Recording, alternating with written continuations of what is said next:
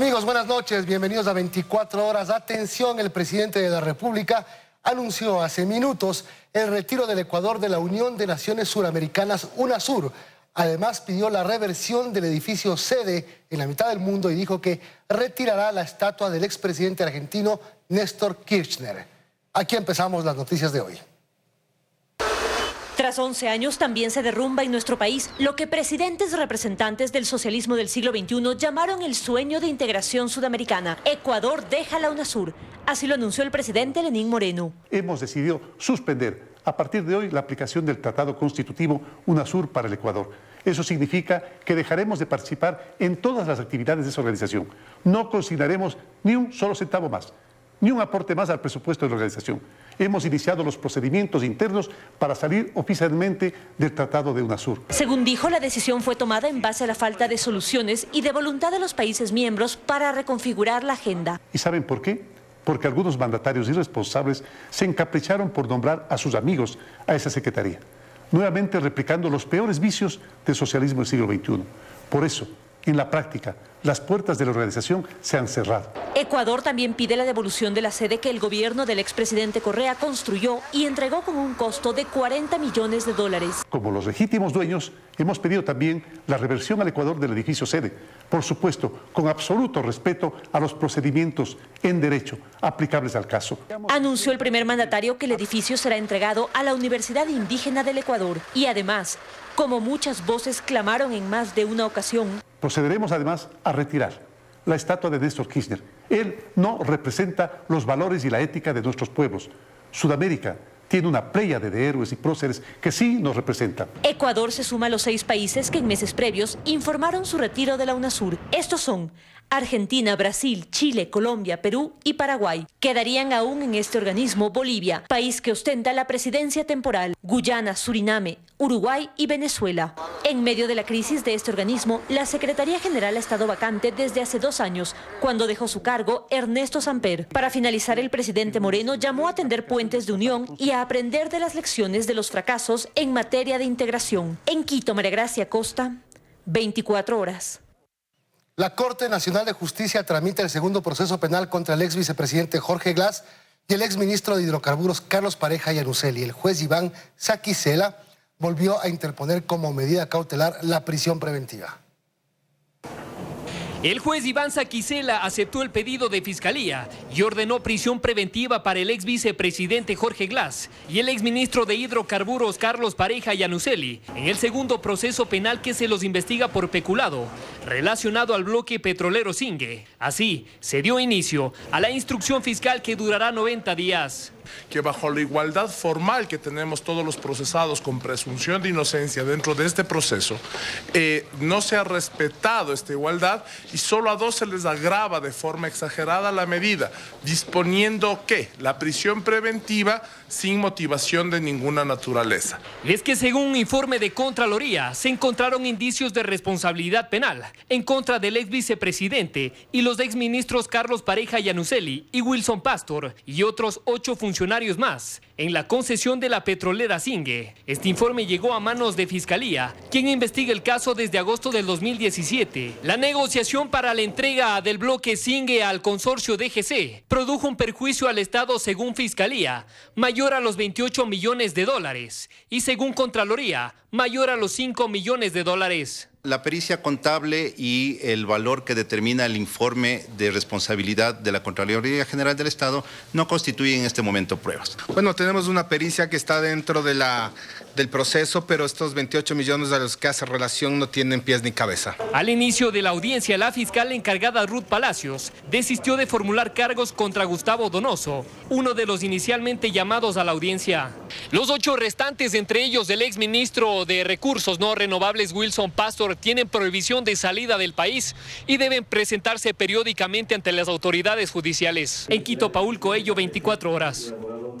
El secretario anticorrupción de la presidencia, Iván Granda, exhortó a la Fiscalía para que inicie un proceso contra Tomislav Topic por incumplimiento de sentencia y de Telconet si no entrega los $13,5 millones. Granda también rechazó las actuaciones en el caso de Iván Espinel. La preocupación no se quedó únicamente en el oficio que envió hacia el Consejo de la Judicatura. El secretario anticorrupción Iván Granda quiso ir personalmente a hablar sobre estos dos temas. El primero, el caso Topic y la postura del juez que ordenó 72 horas para entregar los 13,5 millones de dólares, de no llevar adelante la audiencia de revisión de esta medida. Claras muestras de acción de desacato de su propia providencia. Yo he exhortado que a la Fiscalía que inicie ya un proceso por el artículo 282 del Código de Procedimiento Penal que sanciona de 1 a 3 años en el caso de incumplimiento de una sentencia. Si es que no se responde por esos 13,5 millones, pues se vaya en contra de la compañía Telconet. Mientras que en los procesos que avanzan en contra del exministro Iván Espinel, quien denuncia supuestas irregularidades es la propia Fiscalía. Los dos fiscales que encabezan las dos investigaciones que avanzan en su contra advierten de una posible caducidad de la prisión preventiva si las audiencias se siguen suspendiendo. En el caso de enriquecimiento ilícito, la Fiscalía incluso pide que se prepare un defensor público por si la defensa de Espinel vuelve a faltar. También se suspendió la audiencia en el caso de lavado de activos, donde además se ha recusado a 2 jueces y se le ha pedido a un tercero que se excuse de llevar el caso. El abogado de Walter Andrade, uno de los procesados, además de Espinel en este caso, asegura que el propósito no es dilatar el proceso, sino que estos 3 jueces actuaron en otro caso en el que él fue defensa. Yo no puedo permitir que jueces que han sido denunciados por mí conozcan el caso de mi cliente porque van a resolver sin objetividad. Este 7 de abril se cumpliría 1 año desde que se emitió la orden de prisión preventiva en contra de Espinel y Andrade. La Fiscalía pide que se tome en cuenta los 61 días que estuvieron libres en el periodo en el que se suspendió la prisión preventiva de ambos. La defensa de uno de los procesados asegura que no se oponen a esto. No faltan 30 días. Tienen que computarse solamente los días que han estado privados de su libertad. Aún no hay nueva fecha para ninguna de las audiencias suspendidas. Dayana Monroy, 24 horas. Y vamos a la audiencia. El bloque legislativo de Alianza País intentará reunirse este jueves en Guayaquil para tratar nuevamente el tema de la presidenta de la Asamblea, Elizabeth Cabezas, quien ha sido cuestionada por un audio. Los aliados quieren analizar si respaldan o no su reelección.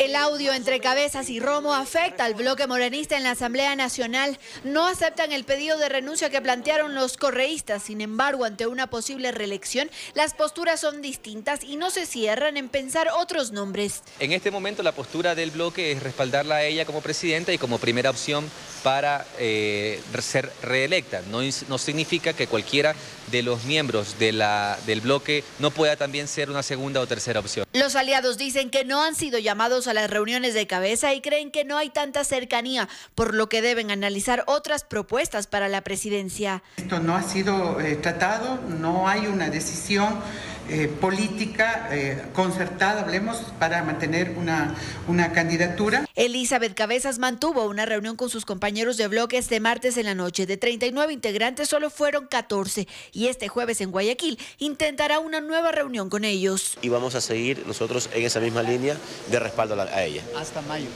Hasta conseguir, de acuerdo a los consensos que tengamos, la posibilidad de su reelección. Internamente en el bloque oficialista existirían 3 grupos con diferentes intereses. En Quito, Andrea Samaniego, 24 horas.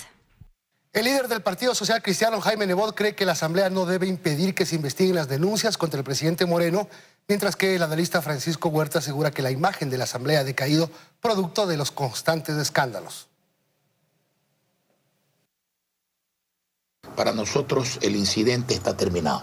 Es lo que dice el alcalde de Guayaquil y líder del Partido Social Cristiano, Jaime Nebot, tras el video en el que se escucha a la presidenta de la Asamblea Nacional, Elizabeth Cabezas, emitir fuertes comentarios hacia su bancada. Sin embargo, en el tema de fondo aún no se puede pasar la página, dice Nebot, pues la denuncia que ronda al Ejecutivo sobre presuntas cuentas offshore asegura deben ser investigadas por la Asamblea. Nadie está encima de la ley. Una cosa es investigar y otra cosa es condenar.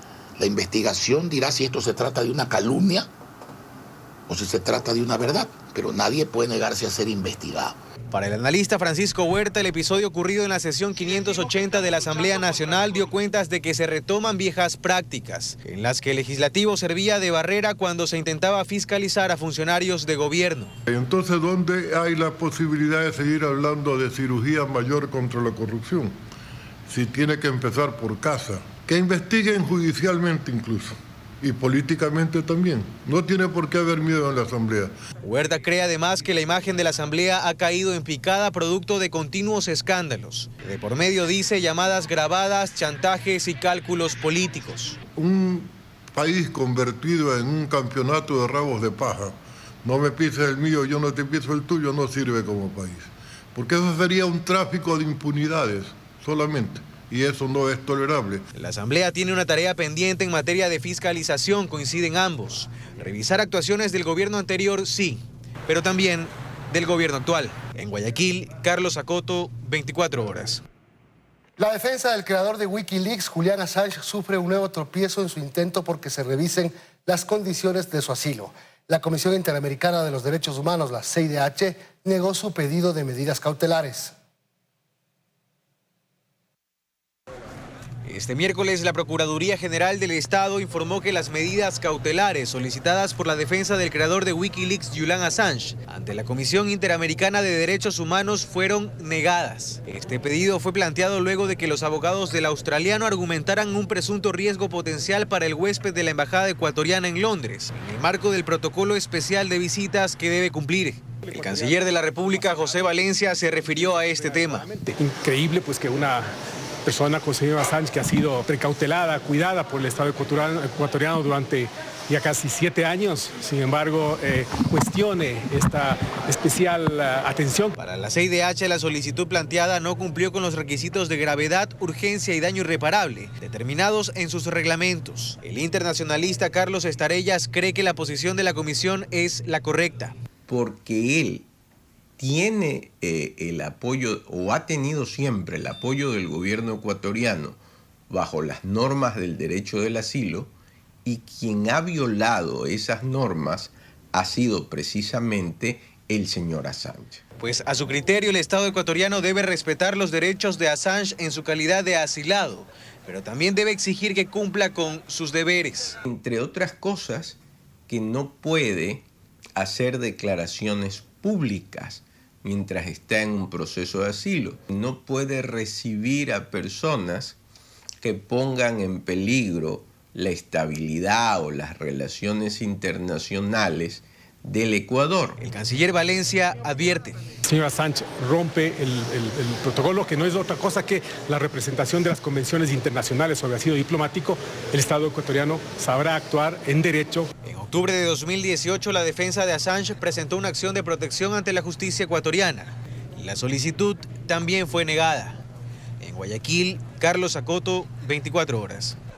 Tras haberse declarado culpable por enriquecimiento ilícito y tráfico de influencias, la exdirectora del IES, María Sol Larrea, ha logrado sortear el proceso más complicado en su triste paso por el Seguro Social, luego de una estratégica movida de fiscales. Larrea y un contratista salieron del caso. Las acciones de personal y cambios administrativos en la Fiscalía General del Estado han terminado en un inesperado giro del caso de peculado que involucra, entre otros, a la exdirectora del IES, María Sol Larrea, y un contratista con el que se adquirieron $30 millones en equipos oftalmológicos no requeridos. Estamos preocupados y haciendo un seguimiento exhaustivo a estos procesos judiciales. Nosotros tuvimos una reunión con la señora fiscal en estos días pidiéndole que efectivamente tenga atención a este tipo de casos. En 2011, Larrea, siendo tan solo directora de un hospital del IES en Quito, promovió la adquisición de equipos oftalmológicos no solicitados para 30 unidades a nivel nacional. Compras Públicas registra los dos procesos, el primero fallido y el segundo que se concretó. Al segundo intento, la intención de Larrea se concretó con un cambio en la forma de pago. El proceso fallido ofrecía un anticipo del 12% y el que se concretó logró que el contratista reciba el 70% de anticipo. Por ello, la Contraloría determinó indicios de responsabilidad penal en contra de Larrea, el contratista y los miembros de la comisión técnica que dieron paso a una adquisición innecesaria. No obstante, el caso desde la Fiscalía General se ha movido cual juego de ajedrez entre fiscales. Así, con elementos suficientes, el fiscal José Maldonado inicia la instrucción fiscal en agosto del 2018. Más tarde, el fiscal Homero Cepeda asume el caso y en enero del 2019 pide la vinculación de María Sol Larrea y el contratista Marcos Manrique. En inesperada movida desde la Fiscalía General, 5 días antes de la audiencia se remite una acción de personal y lo retiran del caso. Asume entonces la fiscal María Susana Rodríguez en febrero del 2019 y pide fecha para la audiencia preparatoria de juicio. Y ocurre otra movida inesperada desde Talento Humano. 5 días antes, la Fiscalía General dispone el cambio administrativo de la fiscal Rodríguez. Entonces llega el fiscal Alejandro Vázquez desde el cantón Los Bancos, ubicado a 2 horas al noroccidente de Quito. Luego del feriado de 5 días, analiza 70 cuerpos del caso y resuelve sacar del proceso a Larrea y al contratista. Se abstiene de acusarlos. Alejandro Vázquez, quien hasta hace pocos días era fiscal en el cantón de Los Bancos, ahora tiene una pequeña oficina asignada en uno de los edificios que pertenecen a la Fiscalía General del Estado. Queda así sin piso el informe de Contraloría y la decisión de 2 fiscales que fueron relevados del caso. Larrea cumple su última condena de 20 meses que termina el próximo mes de junio. Fausto Yepes, 24 horas. El Consejo de Participación Ciudadana Transitoria aprobó un informe sobre la reconstrucción de Esmeraldas y Manabí por el terremoto de 2016. En el documento se establece el cometimiento de más de 10 delitos y faltas administrativas. Manabí y Esmeraldas golpeados por el terremoto de la corrupción, al menos así deja en evidencia el informe que aprobó el Consejo de Participación Transitorio. Este consejo constató, por ejemplo, que aún hay personas viviendo en carpas, que no todos tienen acceso a servicios básicos y que además no existe la repotenciación en las obras y que se ejecutaron otras que no eran prioridad. Y las que sí son prioridad registran irregularidades.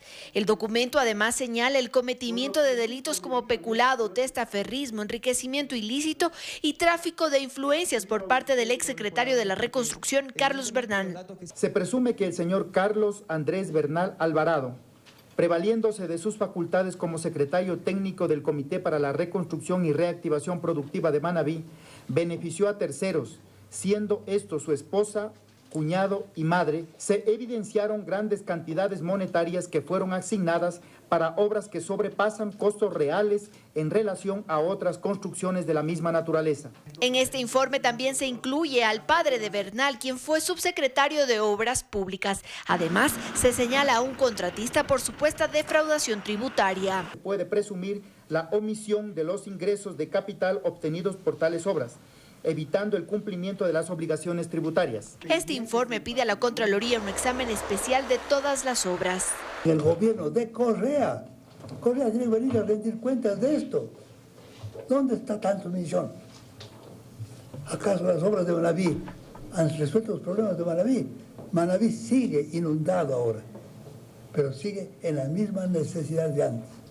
Es una gran pena cómo se desperdiciaron los recursos en 4 sinvergüenzas que se llevaron la plata. Una vez que la Fiscalía inicie el proceso legal, el Consejo Transitorio será parte procesal en este caso, que deja al descubierto la indolencia contra los cientos de afectados por el terremoto de abril de 2016. En Quito, Andrea Samaniego, 24 horas. Ecuavisa denuncia ante la Agencia de Control y Regulación de las Telecomunicaciones, Arcotel, la adjudicación irregular de frecuencias temporales a favor de RTS y Televicentro. Con ello solicita dar por terminada la vigencia de ambos canales y advierte que Contraloría también deberá tomar medidas correspondientes.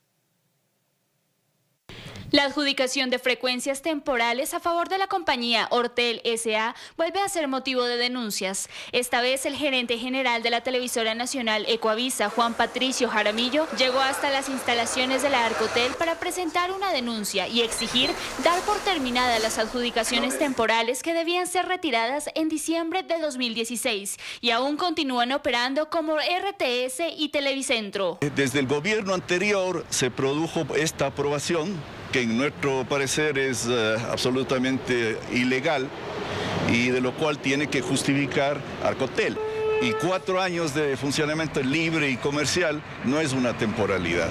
En el documento entregado a la Agencia de Regulación y Control de las Telecomunicaciones se recoge que a pesar de haber 2 resoluciones emitidas por esta misma entidad que disponen la terminación de la autorización temporal de las repetidoras, una tercera resolución con fecha 30 de junio de 2017 sin ningún tipo de sustento extendió el plazo hasta el 2020, atribuyendo la fecha al apagón tecnológico. Lo cual le permite y le ha permitido respirar nuevamente a Televicentro con esas temporalidades. Hoy en día, con esta denuncia, ellos están obligados a pronunciarse a través de un debido proceso. Arcotel, mediante un comunicado, asegura que el tema queda en manos de Contraloría, pues esperará los resultados de un examen especial, esta vez a las frecuencias temporales. Lo vemos como una especie de juego para distraer y que pase el tiempo. En Quito, Daniela Valencia, 24 horas. La Contraloría General del Estado iniciará un examen especial al contrato de construcción del complejo judicial Quito Norte, que costó $55,8 millones. Con ello responde a la solicitud que el Consejo de la Judicatura hiciera el mes pasado para que se realice una auditoría a la construcción de dicho centro y a 3 infraestructuras judiciales más: Quitumbe en el sur de Quito, El Empalme y Durán en Guayas. Más noticias. Analistas económicos concuerdan con el uso que el gobierno dará al dinero proveniente de los multilaterales. El primer desembolso de $650 millones del FMI servirá para apuntalar las reservas. El cronograma se cumplió y Ecuador cuenta ya oficialmente con un préstamo del Fondo Monetario Internacional que además abre la puerta a otros organismos crediticios con mejores ofertas y tasas de interés. El primer desembolso será de $652 millones y se espera se haga efectivo en las próximas horas. Un dinero que servirá para apuntalar la reserva. Pero la liquidez que provee el fondo, fundamentalmente hay acceso a ella si el gobierno tiene depósitos. Y para tener depósitos tiene que subir ingresos. El gobierno ha asegurado que la totalidad de los recursos ofrecidos por los diferentes multilaterales, que suman más de $10.000 millones, darán holgura a la caja fiscal para atender 2 requerimientos prioritarios. El primero es el pago de atrasos a proveedores y a 500 gobiernos autónomos y descentralizados. Y segundo, la puesta en marcha de la obra pública. Ellos van a tener que buscar cuáles son las obras para poder activar un poco la economía en este sentido, como son, por ejemplo, otorgar préstamos hipotecarios. Para cumplir con los requerimientos de los multilaterales y continuar con los desembolsos, Ecuador debe optimizar su economía. La reducción del aparato burocrático debe ajustarse aún más. Pero esto es un ajuste temporal, porque básicamente, como ya el gobierno está dejando de ser el primer inversor y la empresa privada se va a empezar a reactivar, todas esas personas que salen de esos puestos podrían encontrar en un mediano plazo, no en un corto plazo, ya trabajo dentro de la empresa privada o a su vez también manejar emprendimientos. Los $4.000 millones que ofrece el FMI tiene una tasa de interés del 3% y un repago a 10 años con 4 años de gracia. Joana Ramos, 24 horas.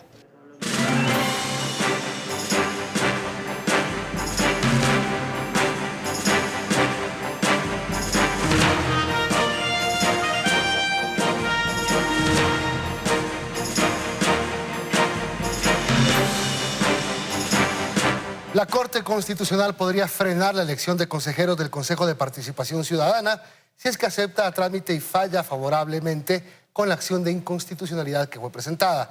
El Consejo Nacional Electoral adelanta que respetará la decisión, ya que la Constitución está por encima en un Estado de Derecho. María Gracia Costa informa. Tras la presentación de la demanda de inconstitucionalidad por omisión de la elección del Consejo de Participación Ciudadana y Control Social, reaccionaron desde el CNE autoridades que insisten en que no hay un conflicto institucional y que este es un derecho de los ciudadanos. Si fallan a favor, pues habrá que tomar una decisión en el Pleno. Mi posición en el Pleno es de respetar estrictamente el Estado de Derecho ecuatoriano.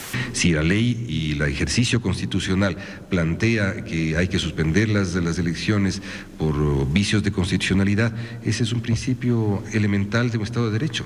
El Estado de Derecho, la ley está por sobre todos. Por su parte, uno de los abogados que patrocina esta demanda explicó las razones por las que la Corte Constitucional debería aceptar la trámite.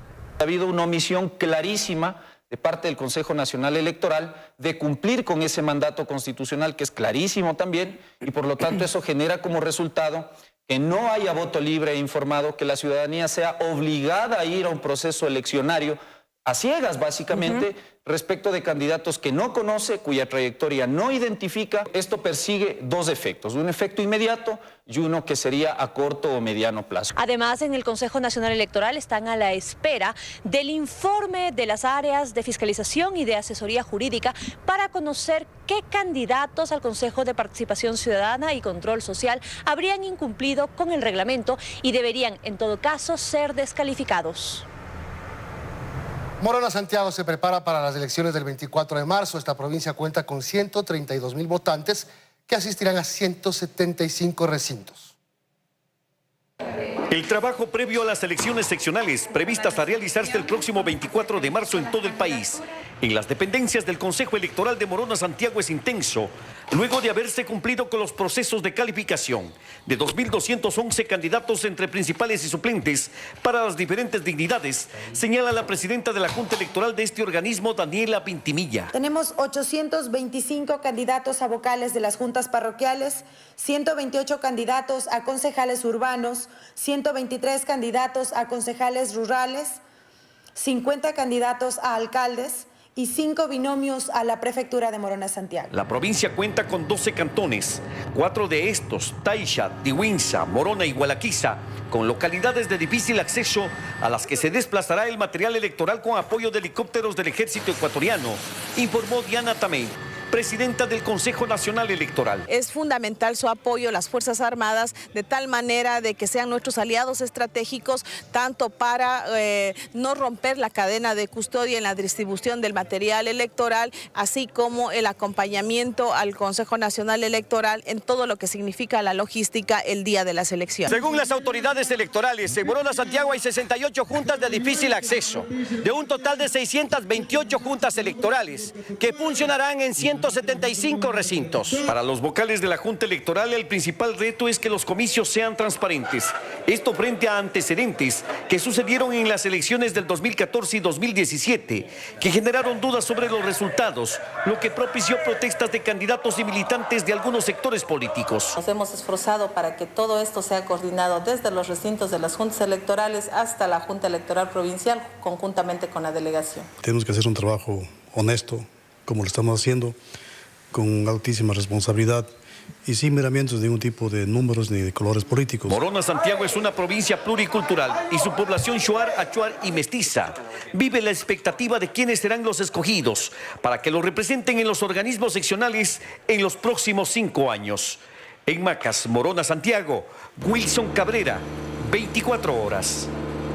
Ya 11 días de las elecciones, el Consejo Nacional Electoral analiza cómo actuar frente a una resolución que determina que la consulta popular sobre las actividades mineras en el sistema hidrológico de Quimsacocha, en el cantón Girón, deberá ser suspendida. Este miércoles el Pleno del CNE acordó responder al juez de la Unidad Judicial de medidas de protección y desestimación para que revea su decisión, así como informar al contencioso, al Tribunal Contencioso, de este intento de frenar el proceso.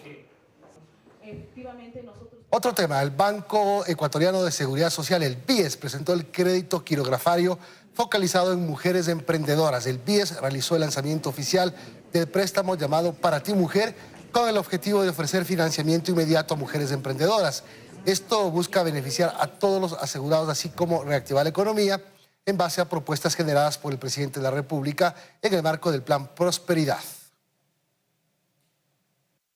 Con el préstamo quirografario Para Ti Mujer, financiaremos el sueño de miles de ecuatorianas, manteniendo las ventajas propias de nuestra institución, que se caracterizan fundamentalmente por brindar las mejores condiciones crediticias en cuanto a tasa, plazo y tiempo de respuesta para los desembolsos de las necesidades de nuestros afiliados. En menos de 72 horas, nosotros podemos garantizar que los recursos que han sido solicitados por nuestras aseguradas sean depositados en sus cuentas, y esto gracias a nuestra tecnología crediticia que permite una aprobación en línea del 100% de estos créditos. 2 personas que se encontraban durmiendo en una covacha de caña murieron sepultadas luego de que el cerro en Bastión Popular, en el norte de Guayaquil, se deslizara. Las víctimas no han podido ser identificadas porque, según los moradores, eran indigentes y ahí pernoctaban. Miembros del Cuerpo de Bomberos de Guayaquil, con la ayuda de palas y otras herramientas, rescataron los 2 cuerpos que estaban sepultados por el deslizamiento de tierra de un cerro de Bastión Popular en el norte de la urbe porteña. ¿A qué se debe el deslizamiento? Ponemos que a las lluvias que se precipitaron en horas de la madrugada. Esta ladera contiene mucha arcilla y la arcilla con las lluvias se hacen expansivas y hace que estas ganen volumen y provoquen deslizamiento. Las víctimas eran indigentes, estaban dormidas en una covacha de caña. Cuando ocurrió el deslizamiento, se había mencionado que otras personas podían estar sepultadas, pero eso se descartó cuando se retiró toda la tierra con una retroexcavadora y la ayuda de perros amaestrados. Los perros, para que puedan hacer de una u otra forma oler ciertos tipos de sangre y este tipo de cosas para que los perros localicen. Los cadáveres no han podido ser identificados. En el tramo del kilómetro 22 de la vía perimetral se apostaron decenas de ciudadanos. Quienes conocían a los indigentes lamentaron lo ocurrido. A uno de ellos le decían Julito. Él dormía ahí siempre, era un morenito. Los cuerpos fueron levantados y llevados a la morgue en el camión de medicina legal para realizarle la respectiva autopsia. Causándoles muerte por asfixia, por sofocación. Por la emergencia reportada, personal del municipio tomará medidas urgentes. Entre esas, se va a construir un muro de contención aquí en el punto. Si nos vamos a 100 metros atrás, hay un gran muro de contención que ya trabajamos. Debido a las labores que se realizaron en el lugar, el tránsito estuvo cerrado por más de 2 horas. En Guayaquil, Paul Tutibén, 24 horas. Babahoyo, en la provincia de Los Ríos, continúa en alerta naranja debido a las fuertes lluvias. De la Secretaría de Gestión de Riesgos, la secretaria Alexandra Ocles recorrió la zona para verificar los daños.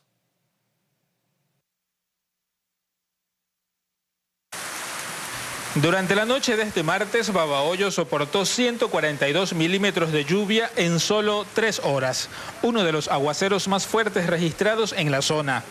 Esto provocó que el casco urbano permanezca inundado, causando perjuicio en sus habitantes.